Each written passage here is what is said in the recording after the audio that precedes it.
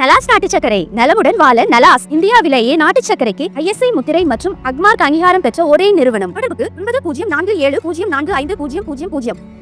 முதல்ல மரியாதைக்குரிய ராமச்சந்திர ஆதித்தனார் அவருக்கு எனது வணக்கத்தை நான் தெரிவித்துக் கொள்கிறேன். பாரதிய ஜனதா கட்சியின் சார்பில் அவர் ஊடகத்துறைக்கு மிகப்பெரிய சேவையை ஆற்றியவர்.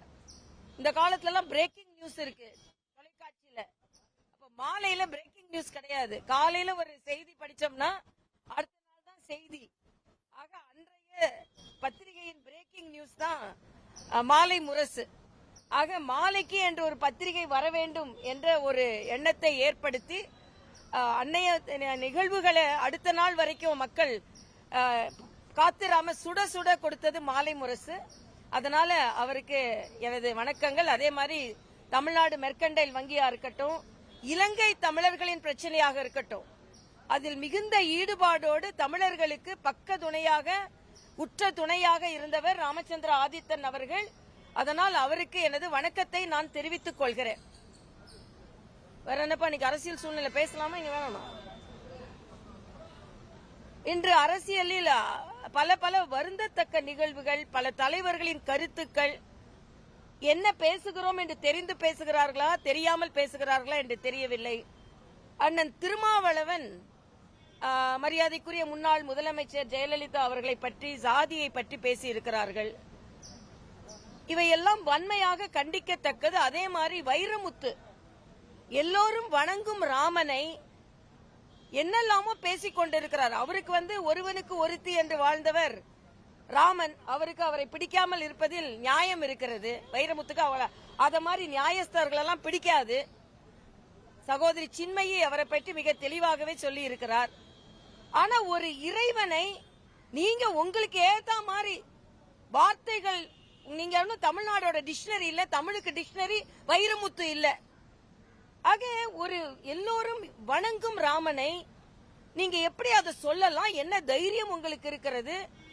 நீங்க அதற்கு பொருள் எழுத வேண்டிய அவசியம் இல்லை.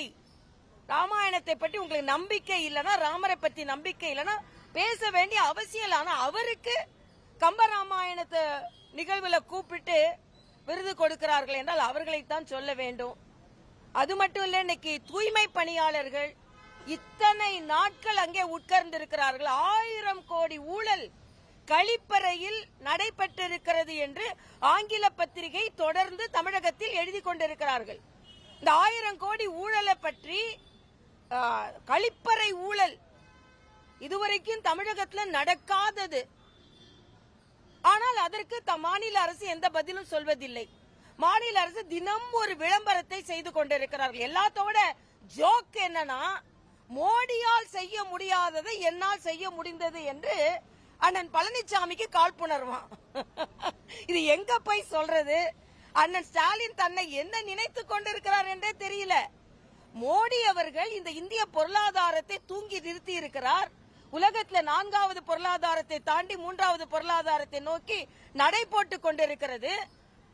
உலக அரங்கில் மிக பிரம்மாண்டமான ஒரு தலைவராக வலம் வந்து கொண்டிருக்கிறார். 17 மாநிலங்களை ஆட்சி செய்கின்ற கட்சியின் தலைவராக இருக்கிறார். ஆனா மோடி செய்யாததை தான் செய்து விட்டோம் என்று எதை வைத்து சொல்கிறார்?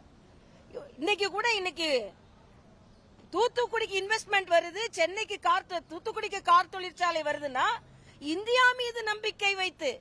இதுக்கு முன்னால் உங்களால செய்ய முடிந்ததா? இந்தியா பொருளாதாரத்தில் மேம்பட்டு இருக்கிறது, இந்தியாவுக்குள் தமிழ்நாடு இருக்கிறது. அதனால தமிழ்நாட்டுக்கு நம்ம இன்வெஸ்ட்மெண்ட் கொண்டு வரோம்னு.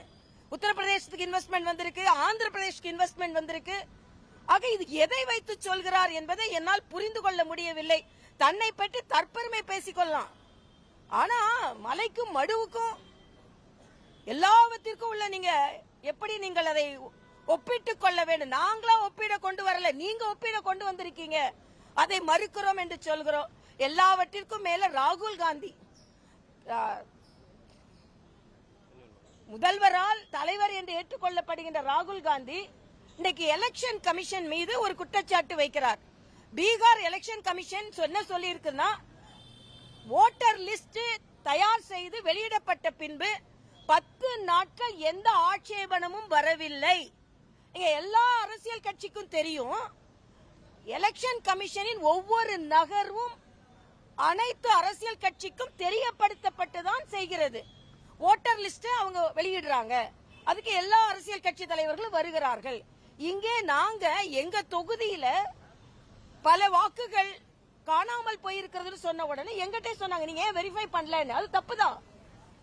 ஆக அது இன்னைக்கு கர்நாடக எலெக்ஷன் கமிஷன் குற்றம் சாட்டும் பொழுது கர்நாடக எலெக்ஷன் கமிஷன் ஒரு ஆபீசர் 2 முறை ஓட்டு போட்டு இருக்கிறார் என்று ராகுல் காந்தி குற்றம் சாட்டினார். அதற்கு எலெக்ஷன் கமிஷன் ஒரு விசாரணை கமிஷன் வைத்து அவங்க 1 முறை தான் வாட்டுக்கு போட்டு இருக்கிறாங்கன்னு இன்னைக்கு நிரூபிச்சுட்டாங்க. பொய்ய எப்படி வேணாலும் அள்ளி விட்டுக்கிட்டே இருக்கிறான்னு சொன்னா அது எப்படி நான் கேட்கிறேன். ஏற்கனவே தேஜஸ்வி சூர்யா வாக்காளர் லிஸ்ட்ல என் பேரே இல்லைன்னாரு, அப்ப 2 இடத்துல இருந்திருக்கு. ஆக பொய் சொல்ல வேண்டும் என்றால் இப்படி பொய் சொல்லிக் கொண்டே இருக்கலாம். இதுல திமுக வர அதுல எவ்வளவு ஊர்வலங்கள் நடத்தினாலும் தயவு செய்து உங்களால் அது ஆட தெரியாதவருக்கு கூட சரியில்லைன்னு சொன்ன மாதிரி வெற்றி பெற முடியாத ராகுல் காந்தி இன்னைக்கு எலெக்ஷன் கமிஷனை குறை சொல்ல ஆரம்பித்திருக்கிறார். எலெக்ஷன் கமிஷன் இதற்கான தகவல்களை அவர்கள் வெரிபிகேஷனை கொடுத்து கொண்டிருக்கிறார்கள். ஆனா இது பாரதிய ஜனதா கட்சியை குற்றம் சாட்டுவதை நான் ஒப்புக்கொள்ளவே மாட்டேன். ஏன்னா பாரதிய ஜனதா கட்சி கடுமையான உழைப்பினால் வெற்றி பெற்றிருக்கிறது, தலைவர்களின் உழைப்பினால் தொண்டர்களின் உழைப்பினால் வெற்றி பெற்றுக் கொண்டிருக்கிறது என்பதை நான் பதிவு செய்கிறேன்.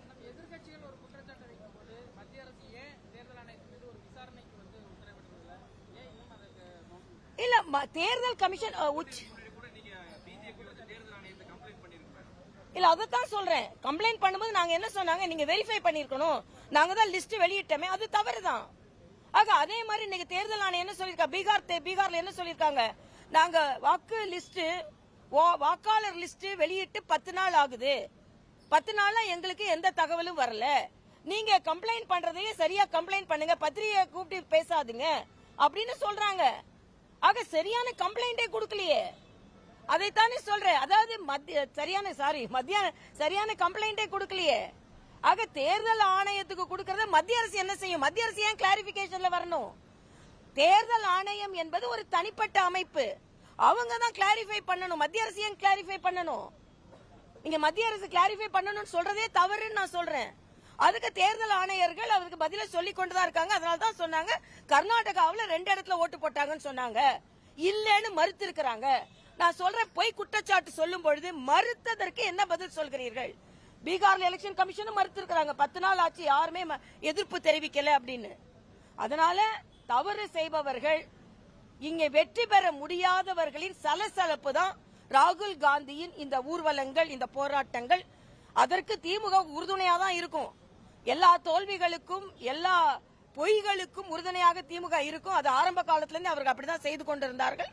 இதை எதிர்க்கும் சக்தி பாஜகவிற்கு இருக்கிறது என்பது எனது கருத்து.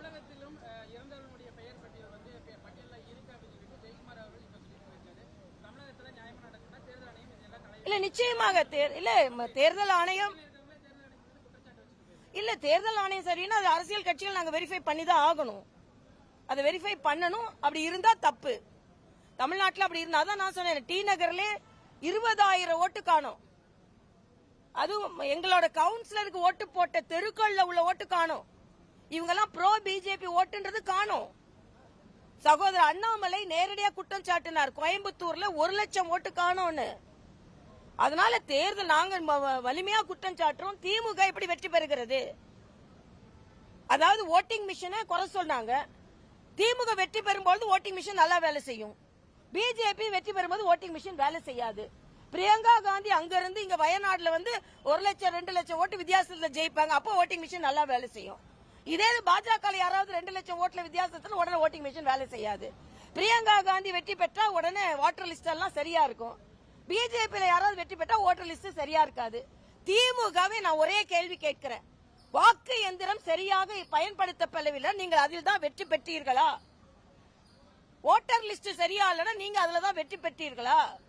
மத்திய அரசு ராஜினாமா செய்யறதுக்கு நீங்க தானே ஓட்டர் லிஸ்ட குறை சொல்லிட்டு இருக்கீங்க, நீங்க ராஜினாமா செய்யுங்க.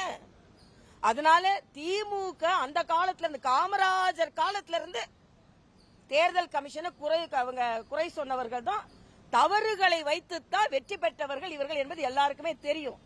அங்க ஜோக்கே உண்டு, யாராவது இறந்து போயிட்டாங்கன்னா அவங்களோட மறு உருவத்துல திமுக காரங்க ஓட்டு போடுவாங்கன்ற ஒரு பழங்கால ஒரு ஆசியமே உண்டு.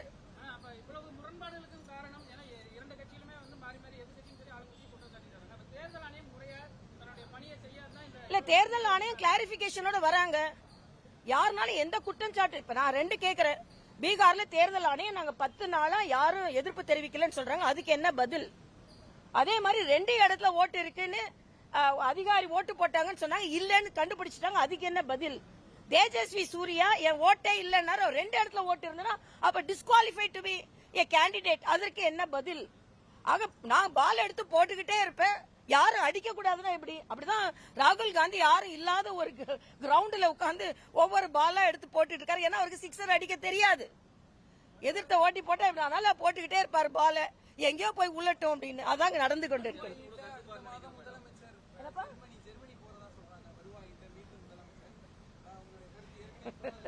ஏற்கனவே போன இடத்தோட கணக்கு இல்ல. ஜெர்மனிக்கு எதுக்கு போறாரு நமக்கு தெரியாது. துபாய்க்கு போனாங்க, அமெரிக்காவுக்கு போனாங்க. சரி சரி, இதுக்கு முன்னால உள்ள முதலீடு இந்தந்த நாட்டுக்கு போனோம், இந்தந்த முதலீடு எங்களுக்கு கிடைத்தது, இந்தந்த முதலீடு இது வரைக்கும் வந்திருக்குது அப்படின்னு கணக்கு கொடுக்க சொல்லுங்க. எந்த கணக்கும் இல்ல. நன்றி.